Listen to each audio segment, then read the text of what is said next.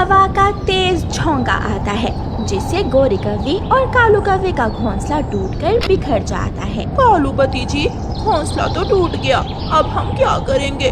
ठंड भी आ रही है, हम दोनों ठंडी के दिन कैसे गुजारेंगे? गोरी, चिंता ना करो, दूसरे जंगल में मेरे जानने वाली एक चिड़िया रहती है, हम कुछ दिन वहाँ गुजार लेंगे। फिर गोरी कौवी और कालू कौवा चिड़िया के पास दूसरे जंगल जाने की तैयारी करते हैं। गोरी कौवी ने अपनी चीजें एक बड़े बैग में डाल ली थी। दोनों कौवा और कौवी दूसरे दिन चिड़िया के जंगल की तरफ उड़ते हैं। वो थक जाते हैं और रास्ते में एक जगह थोड़ा आराम करने के लिए रुकते हैं। कालू, मुझे तो भूख बहुत जोरों की लगी हुई है, क्या यहाँ से कुछ खाने को मिलेगा? गोरी, तुम यहाँ बैठकर बैग का ध्यान रखो और मैं जाकर देखता हूँ। कालू कौवा बैग गोरी के पास रखता है और वहाँ से उड़ता है। थोड़ी दूर कालू कौवे को एक बूढ़ी कौवी दाना लेकर जाती हुई दिखाई देती है। कालू कौवा पीछे से जाता है और उसे धक्का देकर गिरा देता है। बेशरम दुष्ट कौवे, तुमने मुझे धक्का क्यों दिया है? कालू कौवा कुछ बोले बिना उस बूढ़ी कौवी का दाना उठाकर भाग जाता है और बूढ़ी कौवी बेचारी वहाँ बैठी रोती रह जाती है।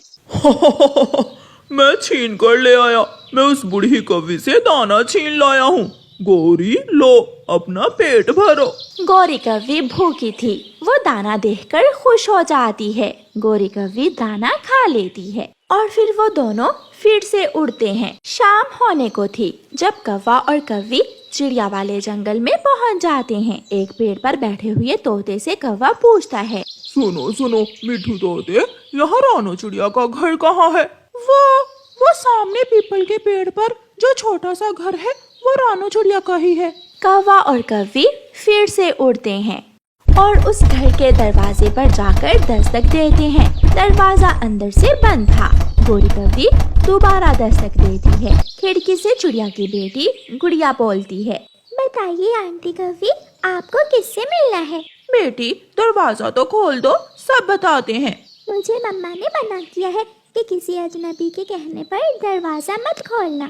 नहीं नहीं छोटी चिड़िया, हम कोई अजनबी नहीं है, हम आपकी मम्मा के दोस्त हैं। मैं आपकी मम्मा का पुराना जानने वाला हूँ। आप जो कोई भी हो, लेकिन मैं दरवाजा नहीं खोलूंगी।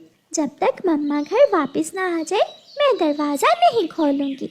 कालू जी, ये छोटी चिड़िया हमें घर के अंदर नहीं जाने देगी। अब हमें वहाँ डाल पर बैठकर ही चिड़िया का इंतजार करना होगा। कौवा और कौवी दूसरे पेड़ की डाल पर बैठ जाते हैं। कबूतर भैया, अब मैं जाती हूँ, मुझे घर जाकर अपनी बेटी को दाना देना है। चिड़िया अपने घर चली जाती है। कौवा दूर से ही चिड़िया को आते हुए देख लेता है। वो आ गई रानो चिड़िया आ गई है। चिड़िया भी वहाँ पहुँच जाती है। कालू कौवे, तुम यहाँ कैसे? रानो, कल की तेज हवा से मेरा घोंसला टूट गया था, इसलिए मैं कुछ दिन रहने के लिए तुम्हारे पास चला आया हूँ। कौवे भैया, बात तो ठीक है, मेरा घर भी बहुत छोटा है, आप 1-2 दिनों में घर बना लेना अपना। फिर चिड़िया गोरी कौवी और कालू कौवे को घर के अंदर ले जाती है। चिड़िया, तुम्हारी बेटी ने तो दरवाजा ही नहीं खोला, मैंने बहुत विनती की इसकी। गोरी, मैंने ही मना किया है इसे, सुना है जंगल में कोई चील भी फिर रही है। आंटी कौवी और अंकल कौवे, अब विश्वास हुआ? मैं ना कहती थी, मम्मा ने मुझे दरवाजा खोलने से मना कर रखा है। चिड़िया कौवों को दाना देती है और सोने के लिए 2 नरम नरम घोंसले भी। कौवा और कौवी दाना खाते हैं और नरम नरम घोंसले में सो जाते हैं। मम्मा चिड़िया अपनी बेटी के साथ ही लेट जाती है। सुबह हो जाती है। कौवा और कौवी भी उठ जाते हैं और जंगल घूमने बाहर निकल जाते हैं। उड़ते उड़ते कौवा और कौवी पहाड़ों की तरफ निकल जाते हैं। वहाँ एक बड़ी चील बैठी हुई थी। चील के पास एक अनार का पेड़ भी था। कालू जी, मेरा तो अनार खाने को बहुत दिल कर रहा है। ये अनार का पेड़ उस बड़ी चील का होगा। अगर अनार खाना है तो पहले इस बड़ी चील से हमें इजाजत लेनी होगी। रानो चिड़िया की ऐसी कहानियाँ सुनने के लिए YouTube सर्च बार में रानो चिड़िया की कहानी लिखें या फिर ये बटन दबाकर बोलकर कहें रानो चिड़िया की कहानी। गोरी और कालू बड़ी चील के पास चले जाते हैं। चील दी, मेरी पत्नी गोरी का अनार खाने को दिल कर रहा है, क्या हम इस पेड़ से अनार खा सकते हैं? कौवे और कौवी ये पेड़ मेरा ही है। हाँ, तुम इस पेड़ से एक अनार तोड़ सकते हो। गौरी कौवी जल्दी से पेड़ से एक अनार तोड़ती है और दोनों कौवे अनार खाने लगते हैं। अनार अंदर से लाल और बहुत मीठा था। चीलती, ये अनार का फल तो बहुत स्वादिष्ट था। क्या हम कल भी यहाँ अनार खाने आ सकते हैं? कौवे और कौवी, बदले में अगर तुम मुझे मांस देने का वादा करो तो फिर ये अनार तुम खा सकते हो। चीलती, आप चिंता न करें, हम किसी न किसी पक्षी को धोखे से यहाँ ले आएंगे। अनार खाने के लिए तो मैं कुछ भी कर सकती हूँ। मम्मा, मुझे ये कौवा और कौवी आंटी अच्छे नहीं लगे। कैसी अजीब अजीब सी लालच वाली बातें कर रहे थे। गुड़िया बेटी, ये कालू कौवा मेरा बचपन का दोस्त है। 2-4 दिन रहकर यहाँ से चले जाएंगे। कौवा और कौवी भी चिड़िया के घर लौट आते हैं। गौरी और कालू, तुम दोनों कहाँ गए हुए थे? हम तो अपने लिए घर बना रहे हैं। बांसों के पास हम अपने लिए बहुत ही मजबूत और बड़ा घर बना रहे हैं। फिर तो कुछ दिनों तक आप यहाँ से चले जाएंगे। हाँ, जैसे ही हमारा घर बनेगा हम यहाँ से चले जाएंगे। कौवा और कौवी झूठ बोलते हैं। दूसरे दिन गौरी कौवी और कालू कौवा नदी पर बैठे हुए थे जब गौरी कौवी कालू से कहती है, कालू जी, ये नया जंगल है, कोई हमारा विश्वास नहीं करेगा। अगर हम चीलती के लिए मांस न लेकर गए तो चीलती कभी भी हमें अनार खाने नहीं देगी। गोरी, चिड़िया हमारा विश्वास जरूर करेगी। हम चिड़िया को ही बलि चढ़ा देंगे। मैं अभी जाकर झूठ बोलकर चिड़िया को घर से बुला कर लाता हूँ। कालू कौवा चिड़िया के पास जाता है। चिड़िया अपने घर के बाहर बैठी हुई थी। चिड़िया, मैं अभी देख कर आया हूँ। पहाड़ों के पास बुलबुल गिरी हुई है, वो तुम्हें मदद के लिए पुकार रही है। रानो पुकार रही थी वो। ये सुनकर रानो चिड़िया जल्दी से बोलती है, कौवे भैया, आप भी मेरे साथ चलें, हमें बुलबुल की मदद करनी होगी। कौवा ऐसे झूठ बोलकर बहाने से चिड़िया को अपने साथ ले जाता है। गौरी कौवी चील के घर पहले ही पहुंच गई थी।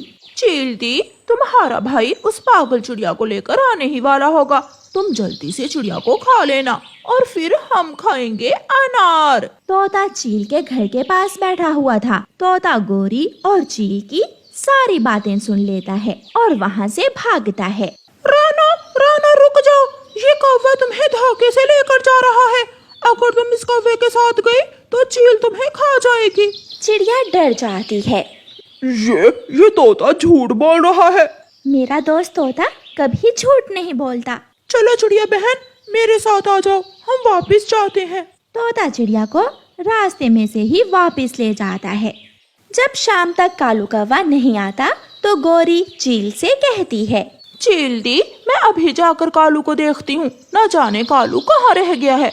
गौरी, अगर तुम मुझे मांस ही खिलाना चाहती हो तो क्यों ना मैं तुम्हें ही खा लूं।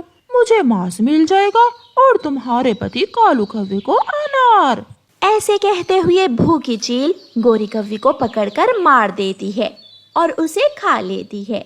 ऐसे बुरे कौवों को अपने किए की सजा मिलती है। हर पक्षी को वही मिलता है जैसी उसकी सोच होती है। अगर सोच अच्छी हो तो अच्छा मिलेगा और अगर बुरी सोच हो तो हमेशा बुरा ही होता है। इसलिए हमेशा अपनी सोच अच्छी रखें और अच्छे की उम्मीद रखें। किसी जंगल में एक कौवा और कौवी रहती थी। वो दोनों बहुत लालची कौवे थे। कौवा जंगल से लकड़ियाँ काटकर दूसरे पक्षियों को बेचा करता था। एक दिन कौवा और उसकी पत्नी जंगल में लकड़ियाँ काट रहे थे जब कौवे की पत्नी कौवे से कहती है, कालू जी कहते हैं ऊपर वाला सबका ध्यान रखता है, फिर मेरे पास सोने के गहने क्यों नहीं है, जबकि चिड़िया के पास बहुत कुछ है। गौरी, चिड़िया बहुत मेहनती है और ईमानदार भी।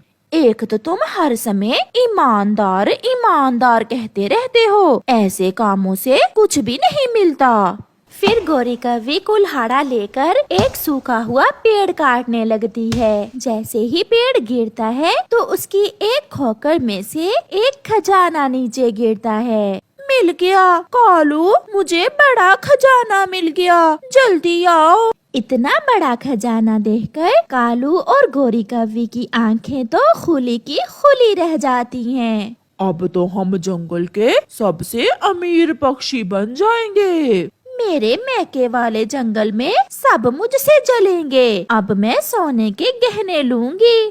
फिर वो दोनों अपना कुल्हाड़ा वहीं एक नदी में फेंक देते हैं और खजाना एक बोरी में डालकर अपने घर को उड़ते हैं। रास्ते में जाते हुए गोरी कालू से कहती है, कालू, मैं इस खजाने को बेचकर अपने लिए एक बहुत बड़ा घर बनाऊंगी और सारे गरीब पक्षियों को इस जंगल से भगा दूंगी। हाँ हाँ, हम अब सबसे अमीर पक्षी हैं, हम कुछ भी कर सकते हैं। वो थक जाते हैं और अपनी बोरी एक जगह रखकर थोड़ा आराम करने लगते हैं। मुझसे तो इंतजार नहीं हो रहा, मैं एक बार अपने खजाने को फिर से देख लूं।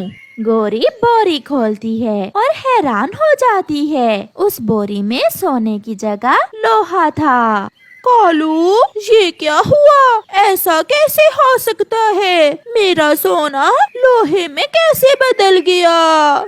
गोरी, ये जरूर कोई चमत्कारी सोना था। जो हुआ उसे छोड़ो, लोहा भी तो महंगा ही बिकता है। हम लोहे को बेचकर भी बहुत कुछ खरीद सकते हैं। मगर गोरी उदास थी। वो बोरी उठाकर फिर से उड़ते हैं। वो घर पहुंच जाते हैं और बोरी एक कोने में रख देते हैं।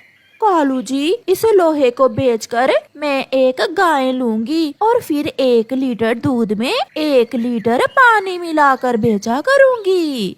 ऐसे तो हम चंद दिनों में ही अमीर बन जाएंगे। मजा आ जाएगा। 1 लीटर दूध में 1 लीटर नहीं गोरी, हम 2 लीटर पानी भी मिला दें तो दूध सफेद ही रहेगा। तो ठीक है, हम 2 लीटर ही पानी मिला दिया करेंगे। ऐसे लालची कौवे खुश होते हुए दूसरे रोज वो बोरी उठाकर लोहा खरीदने वाले पक्षी के पास जाते हैं। अच्छे से वजन करना पक्षी, ये लोहा खालिस है। ये तो पूरा 10 किलो हुआ। मैं एक बार बोरी खोलकर देख लूं। देखो देखो, एक बार क्या 10 बार देखो।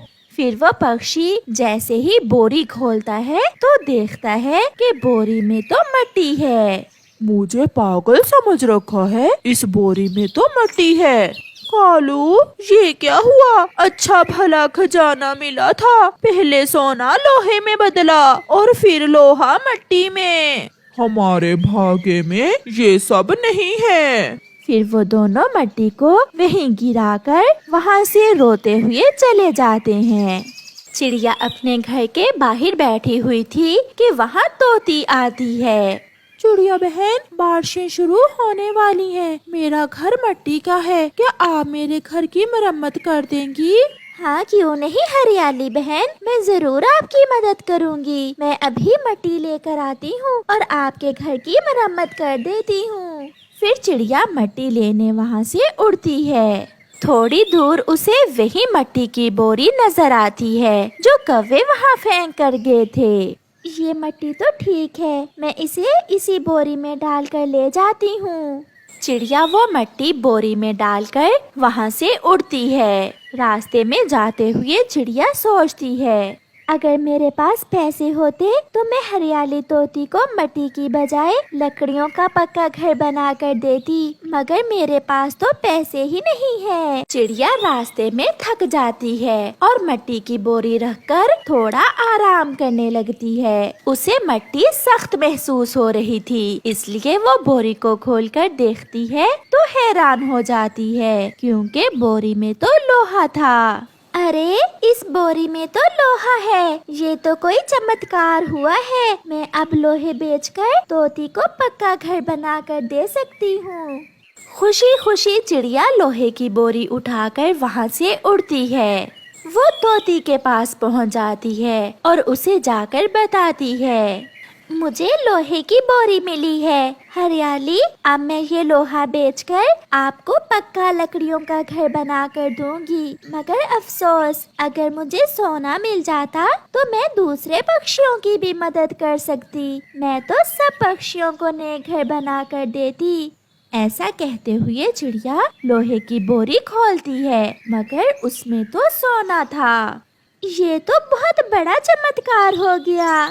चिड़िया, ये जरूर ऊपर वाले ने आपकी मदद की है। अब आप अपनी हर नेक तमन्ना पूरी कर सकती हो।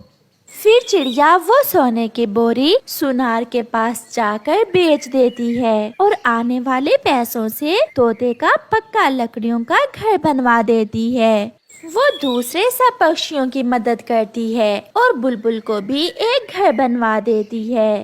कालू, सुना है चिड़िया सबको नए घर बनाकर दे रही है। चलो हम भी चिड़िया के पास जाते हैं और हम भी नया घर बनवा लेंगे चिड़िया से।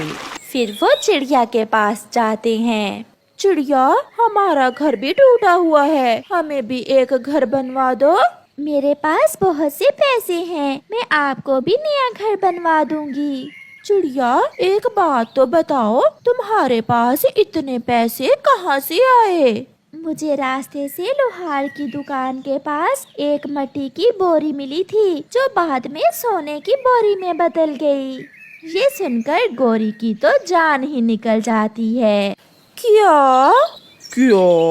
गोरी, वही बोरी जो हमने फेंकी थी?